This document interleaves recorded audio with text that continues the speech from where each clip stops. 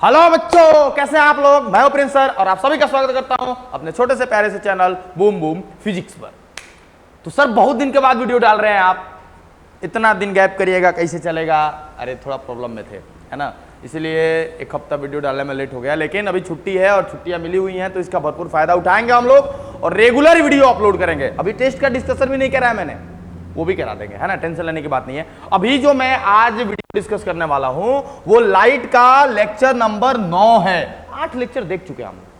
कितना लेक्चर देख चुके? 8 लेक्चर। और सभी बच्चों ने नोट्स बनाया है, अच्छे से नोट्स बनाया है। आप लोगों ने लाइन बाय लाइन नोट्स बनाया है, क्वेश्चन भी करा है, एक अलग से कॉपी तैयार कर रखा हम लोगों ने, एक बढ़िया सा पैटर्न पे हमारा सिलेबस चल रहा। तो दोस्तों कॉपी और कलम निकाल ले और रेडी हो जाएं लेक्चर नंबर 9 पढ़ने के लिए। क्या होगा आज से देखते हैं क्या होता है। आ जाइए दोस्त। तो अभी जो हमारा कहानी है वो कहानी देख लो भैया।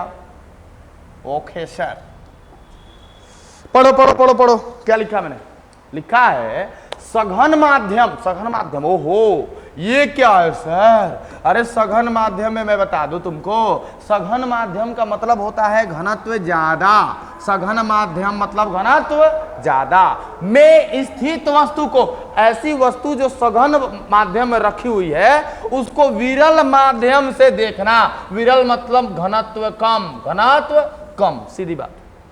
एक वस्तु है और उस वस्तु को आपने एक ऐसे जगह पे रखा है जहां घनत्व ज्यादा है, और अब देख कहां से रहे हैं? वहां से देख रहे हैं जहां घनत्व कम है। एग्जाम्पल, एक पत्थर ले लो और उस पत्थर को डाल दो एक बाल्टी में जहां पर पानी लबालब भरा हो, तो पानी हो गया ज्यादा घनत्व वाला सघन माध्यम। आपने वो पत्थर को वस्तु मान लिया और वस्तु को डाल दिया पानी में, तो अब वो वस्तु चला गया पानी के अंदर, पेंदी में बैठा हुआ नजर आ रहा है।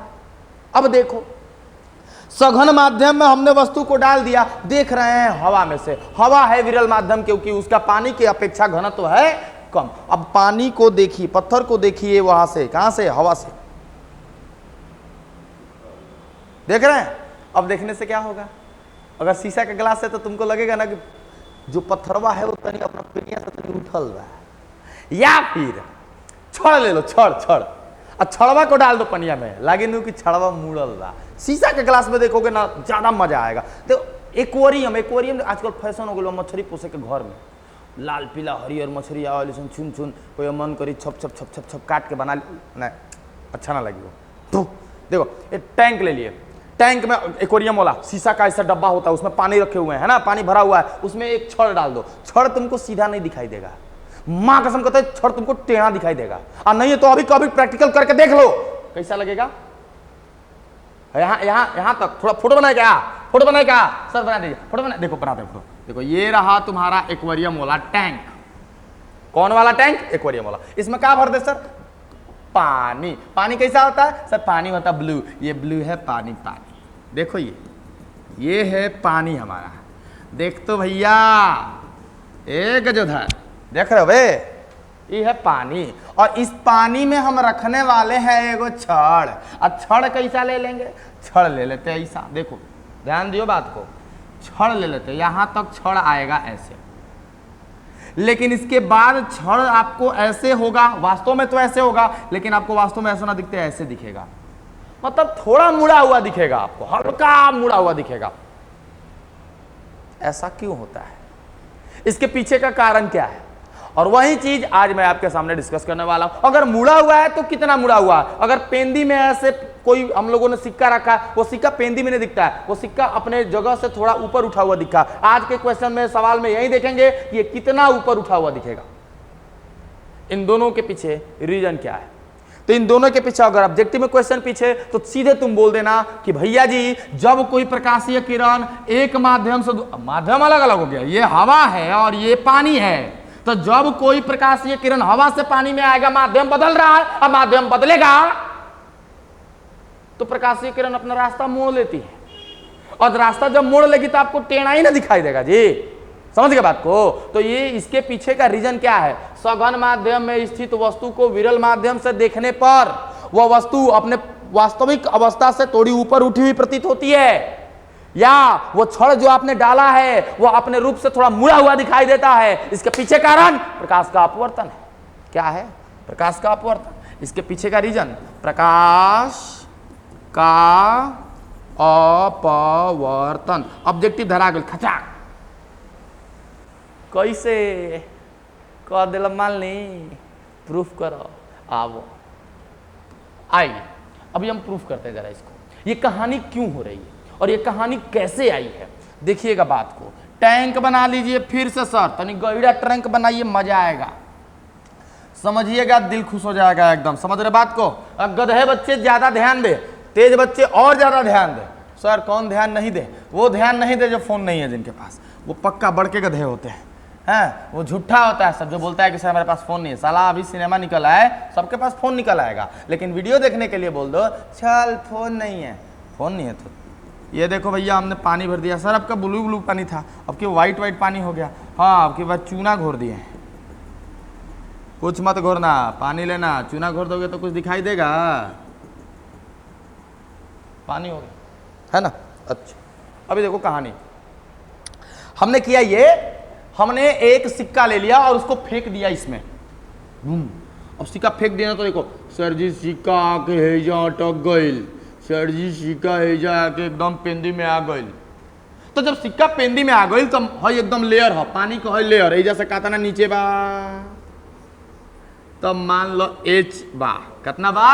एच। और ये बड़का एच के हमनी के कहब जा वास्तविक गहराई। मतलब वास्तव में तो ये इतने नीचे बानू हो, वास्तविक गहराई का है, वास्तविक गहराई। ये जो हमने रख दिया इसको, ये कितना नीचे गया? एच नीचे गया, और ये वास्तविक गहराई इसका कैपिटल एच ले लिया हमने। अच्छा अब इस जो वस्तु को देख रहे हैं आप, इस वस्तु से अब किरणें निकलेंगी। तो वस्तु से किरणें निकलेंगी, तो आइए किरण निकालते हैं। पहला एकदम सीधे सीधे निकाल देवे ना बबुआ, तो प्रकाश मूर्ति ही नहीं है। आपको ये पढ़ा है, आपने पढ़ा है, ध्यान से पढ़ा है कि कोई जब प्रकाशीय किरण सीधे के सीधे इससे निकल जाएगी 90 डिग्री के तल के 90 डिग्री पे, तो किसी तरह का कोई विचलन नहीं होता है। ये भी आप पढ़े थे, समझ के बात को ना। तो कोई विचलन नहीं होगा। दूसरी किरण भेजते हैं, यहाँ भेजते हैं जरा।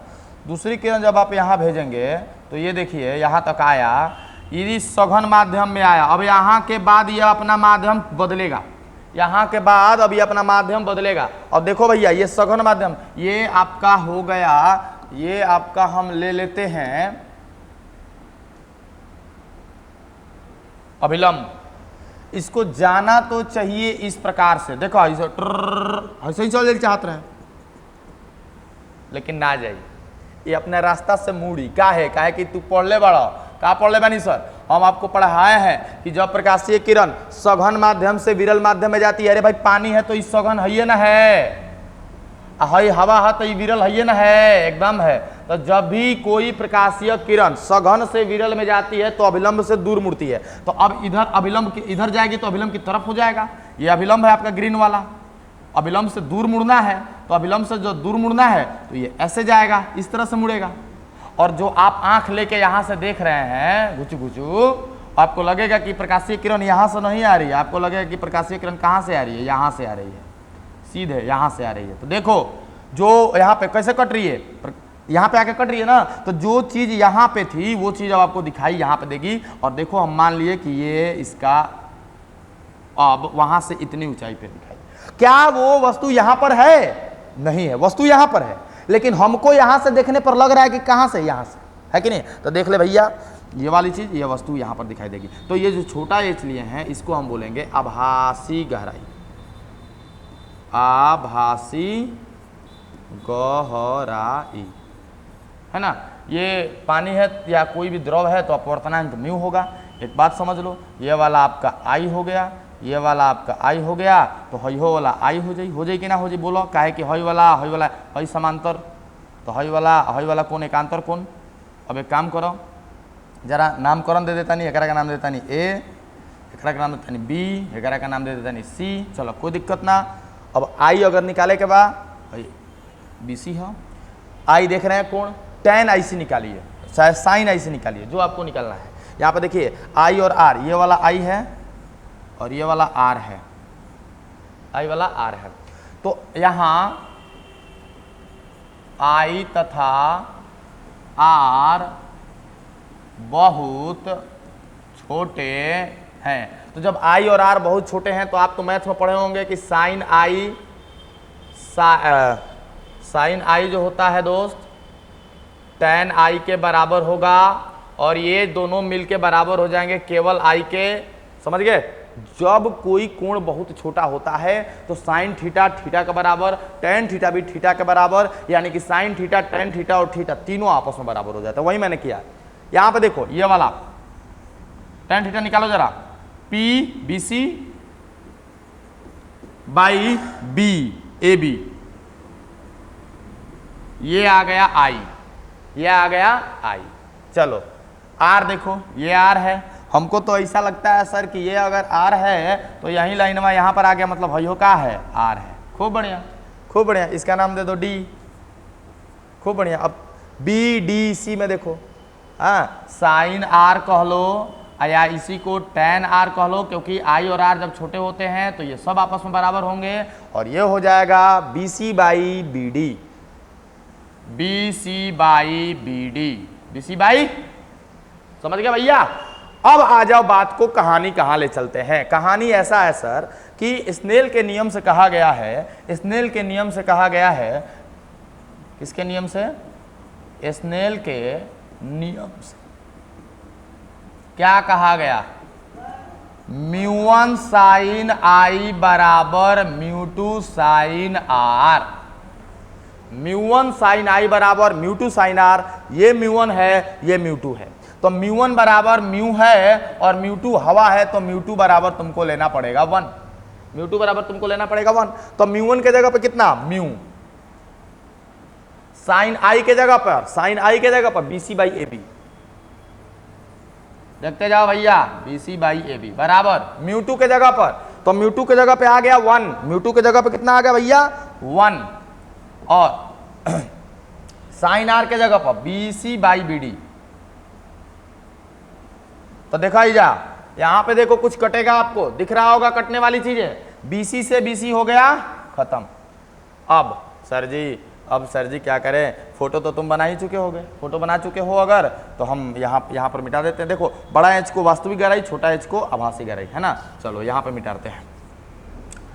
म्यू बचा ए बी बरोबर, अच्छा कहा वहां देखो mu into 1 by A B, तो म्यू बाई ए बी बराबर 1 इंटू आई, तो खत्म हो गई 1 by B D, 1 by B D. छल जी म्यू बराबर ये भी चला जाएगा ऊपर, A B by B D. अच्छा सर जी म्यू बराबर ए बी कितना बा? ए बी बड़का एच, ये बड़का एच था ना, कैपिटल एच, बी डी छोटका एच, तो म्यू बराबर बड़का एच बाई छोटका एच। बड़का एच के का कहत रह? वास्तविक गहराई, रियल डेप्थ, वास्तविक गहराई। अब बटा में आभासी गहराई। देख लो दोस्त, आभासी गहराई। तो म्यू बराबर तुम्हारा आ गया वास्तविक गहराई बटा में आभासी गहराई। ये हो गया है आपका। पॉज करके नोट कर ले इसको, ठीक है। यहां से कुछ मैं निकालूंगा और चीजें, जैसे तुम देख रहे हो कि सर आपको क्या कहेगा ना कि पानी में डाल दिए कितना ऊपर उठा दिखाएगा। तो यहां म्यू बराबर कैपिटल एच बाई एच, तो आभासी अगर निकालना हो कि आभासी गहराई कितना है, तो एच में म्यू से भागा दे दीजिए।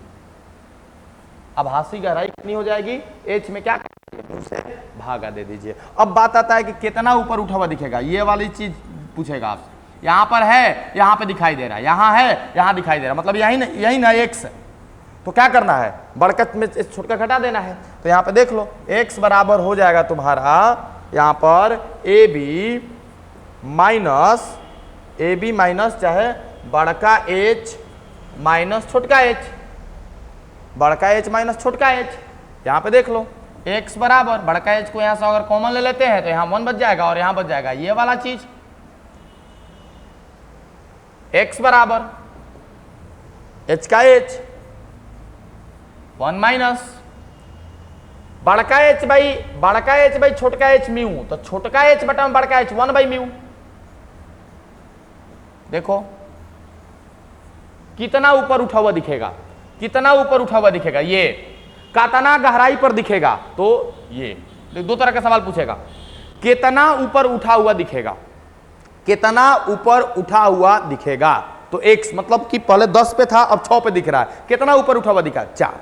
तो यहां से 10 पे रखा हुआ है, कितना पर दिखेगा, 4 पर दिखेगा या 5 पर दिखेगा, कितना पर दिखेगा। तो आभासी गहराई निकालने के लिए ये वाला चीज, तो ये वाला एक याद रख ले भैया और एक ये याद रख ले, दोनों याद रखेंगे आपका काम क्लियर। ये वाली चीज आप याद रखें ही, समझ गए बात को। तो ये था कि जब भी आप सघन माध्यम में रखी हुई वस्तु को विरल माध्यम से देखिएगा तो वस्तु अपनी जगह से थोड़ी ऊपर उठाई दिखाई देती है, कितनी ऊपर उठाई दिखाई देती है, तो यहां से आप निकाल सकते हैं। क्लियर है, ये सारी प्रक्रिया जो है प्रकाश के अपवर्तन पर आधारित होती है। तो दोस्त यहां पर ये आपने देख लिया, थोड़ा सा इसी पर आधारित एक क्वेश्चन है जो मैं आपको दिखाना चाहता हूं, और आइए थोड़ा उस क्वेश्चन को देख लिया जाए। क्वेश्चन यहां पर ये है दोस्त कि एक तालाब में, देखिए यहां पर तालाब की बात आ रही है, तालाब की बात आ रही है, एक तालाब में 1.3 अपवर्तनांक मतलब म्यू दे दिया 1.3। पकड़ लीजिए, तुरंत पकड़ लीजिए ऐसे चीजों को।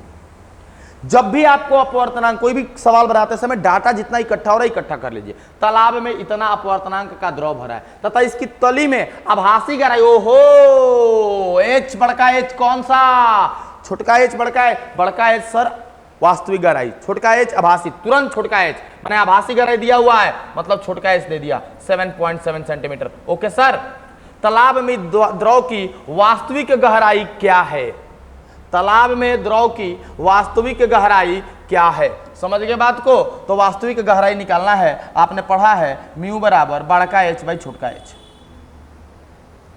बड़का एच वास्तविक गहराई, एच छोटका आभासी गहराई।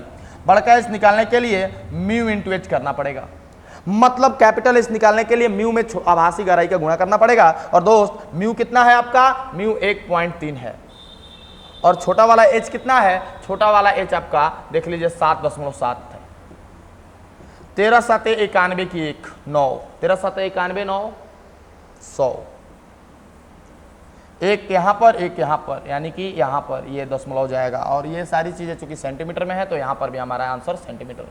तो कहां वास्तविक 10.01 सेंटीमीटर पर रखा गया था, दिखाई दे रहा है 7.7। अब ऑप्शन ढूंढिए, 7.7 2.3 10। आहा ये देखो भैया, समझ आई बात, मजा आया, आया सर मजा आया, तो इसको जल्दी से नोट कर ले, समझ आया दोस्त। चलिए आइए अगले टॉपिक पे डिस्कशन करते हैं जरा। अगला टॉपिक क्या है सर, अगला टॉपिक, हाँ अगला टॉपिक देख लो, सवाल पढ़ लो जरा। सवाल पढ़ने के पहले मैं थोड़ा सा इसके लिए थ्योरी दे देता हूं। थ्योरी इसका क्या है, इसी से संबंधित। देखो सर, आपने जो पढ़ाया था वो केवल उसके लिए था जिसमें एक तरह का लिक्विड हो, लेकिन अगर कभी कभी क्या हो जाता है ना कि हम लोग एक काम कर लेते हैं सर, पहले नीचे कोई दूसरा लिक्विड रख देते हैं, दूसरा कोई लिक्विड रख देते हैं, और मैंने बोला कि यहां पर इसकी ऊंचाई जो है ना मैंने h1 ले लिया, और इसका अपवर्तनांक जो है दोस्त μ1 है, इसका अपवर्तनांक कितना μ1, इसके तुरंत ऊपर हम लोग दूसरा लिक्विड रख दिया, अरे पानी के ऊपर तेल डाल देनी। अब जौन बा एक अपवर्तनांक μ2 बा, और ऊंचाई जौन ले बानी वो h2 ले लेनी। एक ऊपर और भी बहुत सारे लिक्विड डाल सकते हैं आप। जब एक द्रव के ऊपर दूसरा द्रव, दूसरा के ऊपर तीसरा द्रव, तीसरा के ऊपर चौथा द्रव, अगर ऐसा हो और वस्तु पेंदी में रख दी गई हो, वस्तु कहां रख दी गई हो, पेंदी में रख दी गई हो, तो वस्तु अब आपको कहां दिखाई देगी, आभासी गहराई, आभासी गहराई। कब, जब दो चार गो द्रव एक जगह रखा गया हो। पहले नीचे द्रव h1 ऊंचाई तक अपवर्तनांक μ1, ओकरा ऊपर h2 ऊंचाई तक कोनो दोसर μ2 के, ओकरा बाद तीसर μ3 के, और इस तरह से बहुत सारा अगर रखा हो तो जो करेंगे वो क्या करेंगे, पहला द्रव बटा में, पहला द्रव में क्या ऊंचाई कितना भरा हुआ है, 2 सेंटीमीटर 3 सेंटीमीटर 4 सेंटीमीटर, तो पहला द्रव की ऊंचाई बटा में उसका अपवर्तनांक प्लस दूसरा द्रव की ऊंचाई बटा में उसका अपवर्तनांक प्लस, माने इस तरह से जितना हो सबको लोग लेके आप कर दीजिए HN बाई μn, और आपका जो आएगा वो H होगा। ये सारा जो आप कैलकुलेट करिएगा वो किसका फॉर्मूला होगा, आभासी गहराई का, H का। तो इसी प्रश्न पर आधारित ये एक प्रश्न है जो हम लोग देखेंगे। एक टैंक की तली में 1.6 अपवर्तनांक वाले कांच का 8 सेंटीमीटर मोटाई का गुटका रखा है।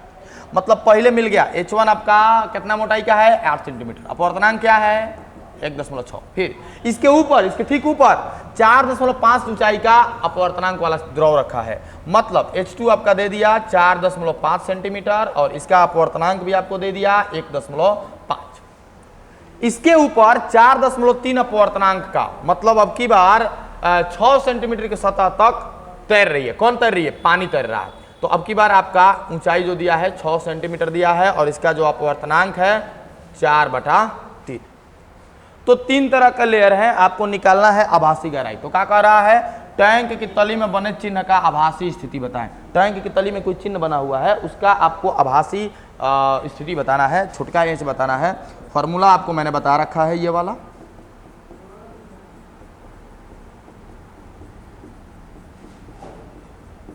H1 कितना है? 8। सर मीटर में नहीं बदलेंगे? अरे सब सेंटीमीटर में, तो आंसर भी सेंटीमीटर में ही आएगा। कर लेते हैं। H2 4.5 बटा में 1.5, 6 बटा में 4/3, 4/3। आइए है दशमलव उड़ाएंगे, ऊपर चला जाएगा। 16 5 80, है दशमलव खत्म, है दशमलव 15 3 45, है 3वां चल जाए ऊपर, 3वां चल जाए ऊपर, तो 3वां चल जाए ऊपर, तो है 2 मर्त में खत्म, है 3 मर्त में खत्म। तो हो गई, देखो कितना 5 और 3 8, 8 प्लस है 3वां ऊपर, 3 3 9/2, 9/2 मतलब 4.5, 9/2 मतलब कितना हो गया? 4.5। तो आपका आंसर हो गया 12.5 सेंटीमीटर। कितना पति? वास्तविक में कितना नीचे रखा हुआ है? 8 और 4, 12.5, 12.5, 18.5 दिख, ये रखा हुआ है आपका कितना पे? 18.5 सेंटीमीटर नीचे, लेकिन आपको दिख कहाँ रहा है? 12.5 सेंटीमीटर। समझ रहे बात को? क्लियर है? एक बार फिर से देख लीजिए। μ1/h1 यहाँ पर हो गया 8 बटा में 1.6, 8 बटा में 1.6, दशमलव हटाया ऊपर ले गया तो 80 बन गया ये, और 16 5 80, 5 मर्त में खत्म। यहाँ पर 3 मर्त में ये खत्म, क्योंकि 4.5 बटा में 1.5। फिर यहाँ पे 6 बटा में 4/3, तो 6 बटा में 4/3 का मतलब ये हुआ कि 18 बटा में 4, और 18 बटा में 4 का मतलब हो गया 9 बटा में 2, और ये हो गया 4.5। तो यहाँ से 12.5। तो देखो भैया, ये दोनों सवाल आपके इसी प्रश्न पर आधारित थे, और उम्मीद है कि आप लोगों का ये पूरी तरह क्लियर होगा। ऑब्जेक्टिव हो या सब्जेक्टिव हो, न्यूमेरिकल हो या किसी भी तरह का आपका थ्योरेटिकल प्रश्न हो, तो उम्मीद है आप लोग ये टॉपिक बढ़िया से क्लियर कर चुके होंगे। और अगला वीडियो जो हमारा होगा दोस्त, वो किस पर आधारित होगा, वो देखने के लिए इंतजार कीजिए। तब तक मिलते हैं अगले वीडियो में। जय हिंद।